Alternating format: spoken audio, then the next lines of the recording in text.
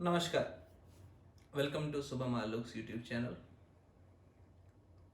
In today's world, many things are important, and one of the most important thing is money, wealth, finances.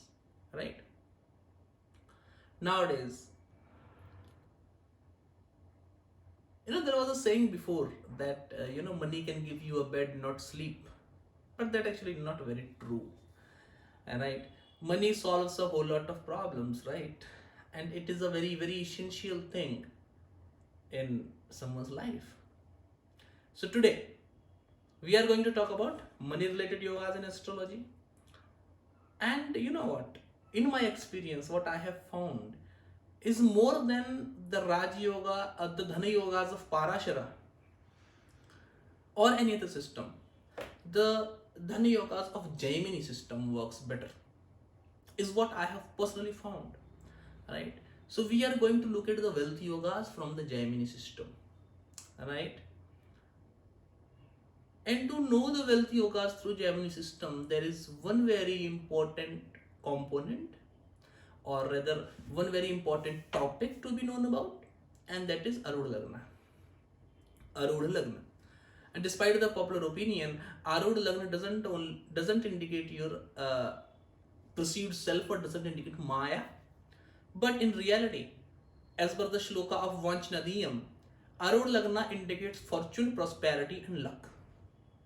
Specifically Raj Yogas, right? The calculation for Arudha Lagna is very simple. From any house, count at how many places, how many houses the lord of that house is away, right?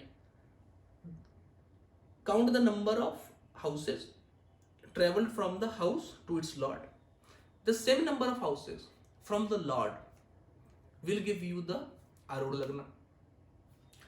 And there are few exceptions to the calculation as well. If the lord of the sign is in the fourth sign, Arudha Lagna remains in the fourth sign.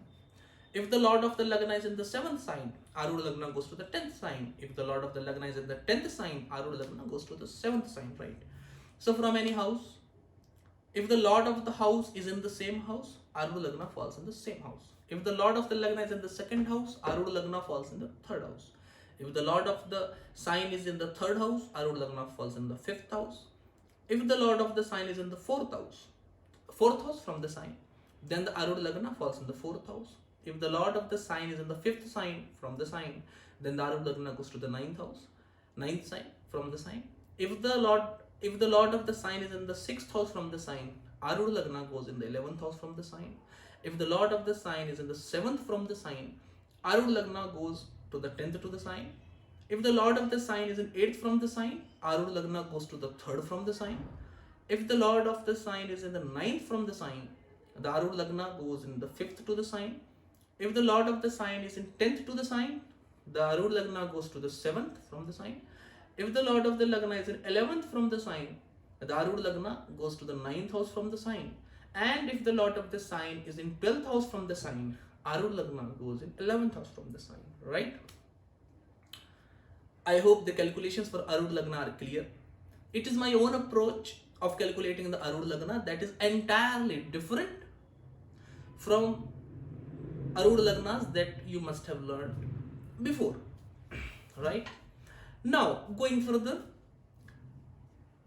the Arudha of the ascendant, or Arudha is also known as Pada Lagna, right? So whether you say Arudha Lagna or Pada Lagna, it is the same thing, right? So the Arudha of the Lagna is very important, right?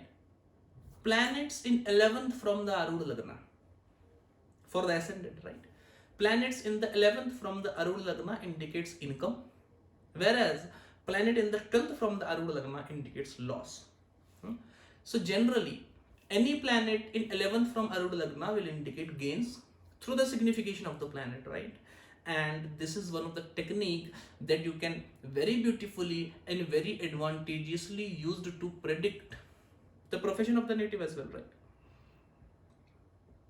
3-4 yogas for the wealth based on this factor. So generally, planet in 12th from the Arudha Lagna indicates the loss of money, whereas planet in the 11th from the Arudha Lagna indicates gain of money. If there are more number of planets in the 11th from Arudha Lagna as compared to the planets in 12th from Arudha Lagna, the person will become rich. But that richness, that wealth is because of the saving ability of the native, right? So here is a person who have a whole lot of money, but at the same point of time he is a miser. He doesn't spend money much, he doesn't live a very luxurious life or a very affluent life, but he saves money, and by saving that money he is rich. That is the first thing. Secondly, if the planet connected to the 11th house of the Arudha Lagna is either exalted or debilitated, it makes the person rich, it gives him a whole lot of money. Whereas if the planet in 11th from the Arudha Lagna is in own sign or Mula Trikona, in that scenario the person will have wealth in lesser quantities as compared to the person who is having the exalted or debilitated planet in the 11th house from the Arudha Lagna, but will have wealth. Other than this, if there are planets in enemy sign or friendly sign in 11th from the Arudha Lagna, then the person may have a normal financial life. That is the first rule. If there is no planet in the 11th from the Arudha Lagna, in that scenario check the 11th lord from the Arudha Lagna, and the 11th lord being exalted or debilitated will indicate the wealth condition of the native, right? Now these combinations make someone wealthy, but doesn't make them very very wealthy. The extreme level of wealth you cannot say, right? This just means that the person earns enough to take care of all his expenses. The person earns enough to live a good life, right? A good life in accordance to the strata of society that he belongs from. Good money as in synchronization with the strata of society where he lives or where he works, right? His society, his circle. The main prime Dhana Yoga, the main prime money combination for Jaimini astrology, in Jaimini astrology, is seen from the second house of Arudha Lagna. Arudha Lagna is the Arud or the Pada of the ascendant, right? If the second house from Arudha Lagna, if the second house from the Pada of the ascendant is occupied by Jupiter, Mercury, a strong moon, right? Moon which is around Purnima, right? A strong moon, or Venus, right? I will repeat. If the second from Arudha Lagna or second house from the Pada of the Lagna is occupied by Jupiter, Venus, Mercury, or strong moon, then the person will be wealthy. Other than this, if there are exalted or debilitated planets also in the second from the Arudha Lagna or second from the Pada of the ascendant, then in that case also person will be rich. If you see the horoscope of Mr. Bill Gates, he is a Virgo Lagna with Lagna Lord Mercury. He is a Gemini Lagna with Lagna Lord Mercury in the 4th house of Virgo. Because the Lagna Lord is in the 4th house, Arudha Lagna remains in the 4th house. And second from the Arudha Lagna, the sign Libra is having exalted Saturn, debilitated Sun, and Venus in own sign, right? So it fulfills the condition of having Venus in the second house, having an exalted planet Saturn, and having a debilitated planet Sun. And we all know that Mr. Bill Gates is one of the richest person in the world, right? So this one combination, right? Jupiter, Mercury, Venus, or Moon in the second house from Arudha Lagna being powerful, right? Or exalted or debilitated planet in the second house from Arudha Lagna makes a person rich. More the number of planets, more the number of these combinations, more the amount of money. That is one of the yogas, right? Also, don't forget to check the sign which is in the second house from the Arudha Lagna in the Navamsa as well. Other than this, I will give you one more secret of wealth. As we find the Arudha of the ascendant, in the same way, you should find the Pada or the Arudha for the second house and the 11th house as well. Whichever sign the Arudha of the second house or the Arudha of the 11th house falls, you have to check that sign in the Navamsa, the D9 chart, and if in the Navamsa, these signs where the Arudha of the 2nd house or the Arudha of the 11th house, known as A2 and A11 respectively, in whichever house these A2 and A11 falls in the Navamsa, if that house is having an exalted planet or a debilitated planet, if that house is having an exalted or a debilitated planet, in that scenario also, the person will have good amount of money, the person will be rich, right? Using these Jaimini yogas, the 4 that I just told you, right? 11th from the Arudha Lagna, 2nd from the Arudha Lagna, the Arudha of the 2nd house, the Arudha of the 11th house. Using these 4 points, you can fairly estimate the riches of a person.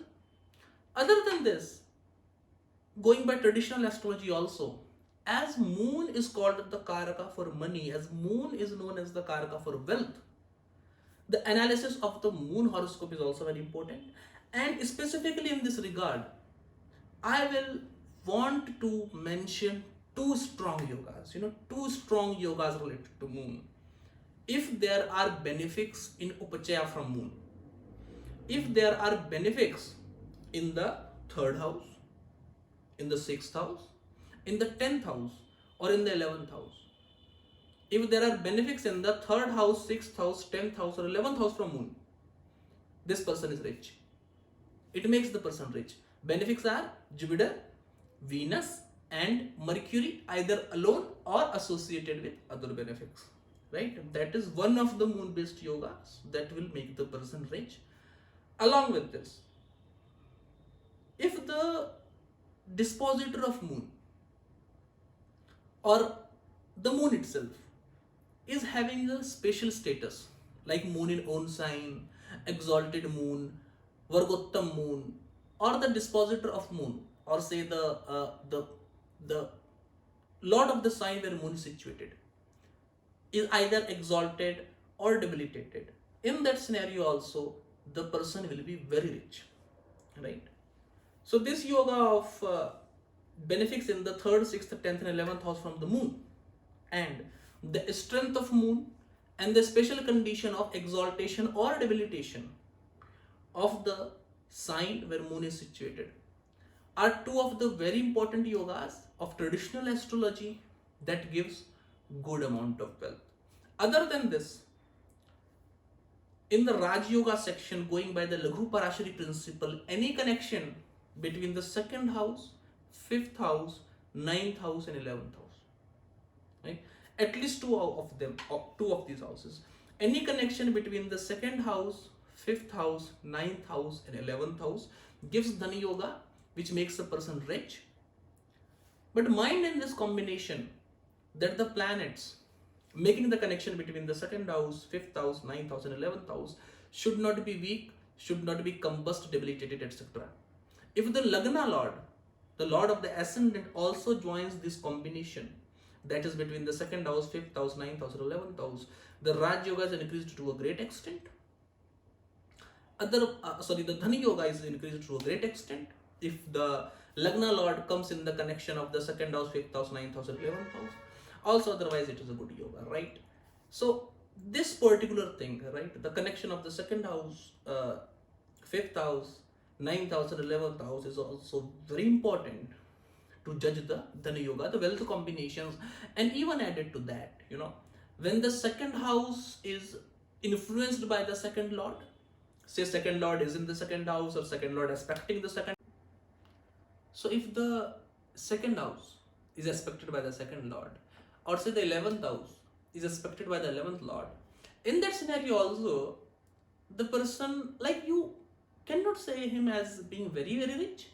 But yeah, in that scenario also, the person will be rich enough to live his life lavishly, rich enough to live his life in comforts, rich enough to have everything in life, and specifically rich enough to, live as someone living in the richer strata of life, right? So these are, in total, these are the wealth combinations that I have found working in the horoscopes.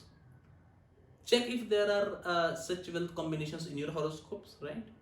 And always remember that any combination, any yoga in the horoscope only gets activated with dasha and transits, right? Thank you for watching the video. Namaskar.